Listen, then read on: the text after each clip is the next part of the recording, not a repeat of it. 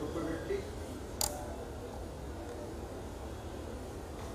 అదేవిధంగా సినిమా రంగంలో రామోజీ ఫిల్మ్ సిటీని అత్యద్భుతంగా తీర్చిదిద్ది ప్రపంచంలోనే ఒక ప్రసిద్ధి దాల్చే విధంగా చేసిన సృష్టికర్త. వారి యొక్క ఆత్మకు శాంతి కలగాలని భగవంతుని ప్రార్థిస్తూ వారి కుటుంబ సభ్యులకు కూడా సానుభూతి తెలంగాణ ప్రదేశ్ కాంగ్రెస్ కమిటీ తరఫున తెలుపుతాం. ఇక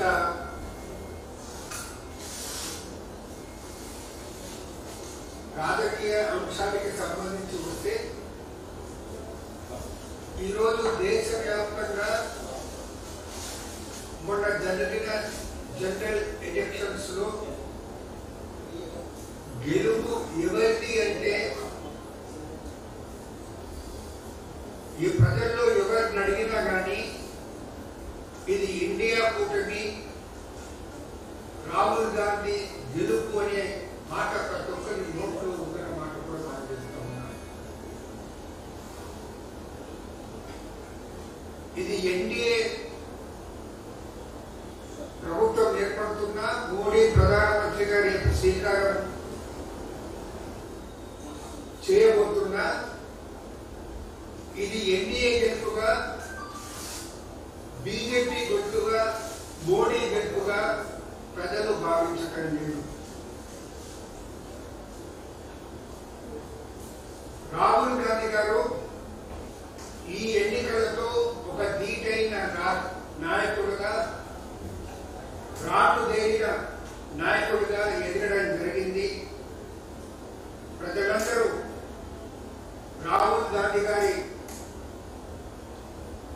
లో ప్రస్ఫుటమైనటువంటి నాయకత్వ లక్షణాలతో హర్షాతిరేకాలు వ్యక్తం చేస్తున్నారనే విషయాన్ని కూడా మనం చేస్తూ ఉన్నాం.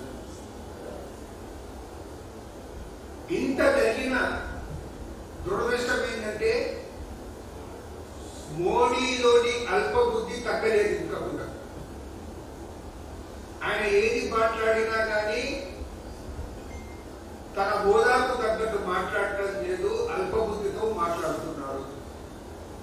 నిన్న ఎన్డీఏ పార్లమెంట్ సభ్యుల సమావేశం జరిగింది. ఆ సమావేశంలో మాట్లాడుతూ ఆయన చెప్పింది ఏంటంటే కాంగ్రెస్ కు వచ్చే 10 ఏళ్లలో కూడా 100 సీట్లు రావు. ఆ ప్రస్తావన ఏంటో నాకు అర్థం కాలేదు. కాంగ్రెస్ కు ఉన్న మీద ఉన్న అక్కసు ఏంటో కూడా నాకు అర్థం కాదు, దేశ ప్రజలకు కూడా అర్థం కావటం లేదు. అదేవిధంగా తెలంగాణలో కాంగ్రెస్ సర్కారు విఫలమైపోయింది. అందుకే మాకు రెట్టింపు సీట్లు వచ్చాయన్నమాట ఆయన చెప్పడం జరిగింది. ఆయన వాళ్ళకు 4 నుంచి 8 సీట్లు వస్తే జబ్బలు చర్చుకోండి. కానీ అదే మోడీ 2014లో బీజేపీకి 282 సీట్లు వచ్చి 2019లో 303 సీట్లు వచ్చి ఇప్పుడు 240 సీట్లు వస్తే దానికి కారణాల గురించి ఇప్పుడు తక్కువ వచ్చినామనే మాట ఆయన ఎక్కడ మాట్లాడతాడు. ఆ ప్రస్తావనే తీసుకోవడం లేదు. బీజేపీకి సొంతంగా గతంలో 2 ఎన్నికల సమయంలో సంపూర్ణ మెజారిటీ వచ్చినా ఇప్పుడు సంపూర్ణ మెజారిటీ రాలేదు. సంపూర్ణ మెజారిటీ 32 సీట్లు తక్కువ వచ్చినాయి. ఆ విషయం ప్రస్తావన ఎక్కడ చేయడం లేదు. అదేవిధంగా ఎన్డీఏ కూడా గతంలో 2014లో 336 సీట్లు వస్తే 19లో 353 సీట్లు వచ్చినవి. ఇప్పుడు అది 290కు తగ్గిపోయింది. ఆ విషయం కూడా ప్రస్తావన తీసుకురావాలి. ప్రతిపక్షాలకు వేరెత్తి చూపేటువంటి మోడీ తన వైపు ఆ వేలు తిప్పుకొని ఎందుకు చూస్తున్నాడని ప్రశ్నిస్తా ఉన్నారు. యూపీ, మహారాష్ట్ర, బెంగాల్లో తగిన ఎదురు దెబ్బల గురించి మాత్రం ఎక్కడ ప్రస్తావించడం లేదు. తాను స్వయంగా పోటీ చేసిన వారణాసిలో ఫస్ట్ 2 రౌండ్లలో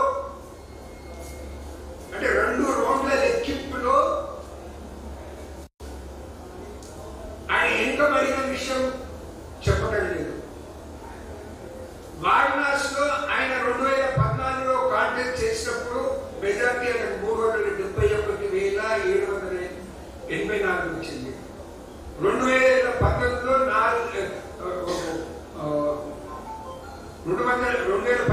3,71,780 మెజార్టీ వస్తే 2019లో 4,70,505 మెజార్టీ వస్తుంది.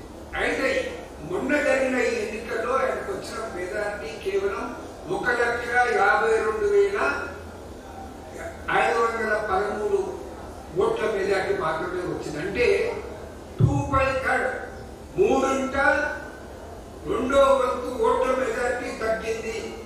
దానికి కారణం మాత్రం ఆయన ఎక్కడా మాట్లాడటం లేదు, చెప్పటం లేదన్న మాట కూడా మీకు మనం చేస్తా ఉన్నాను.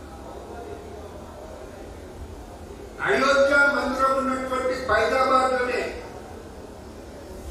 ఆయన పార్టీ బీజేపీ పార్టీ ఓడిపోయింది మొదటి ఎంపీ ఎన్నికల్లో. ఆ విషయం ప్రస్తావన తీసుకురావటం లేదు.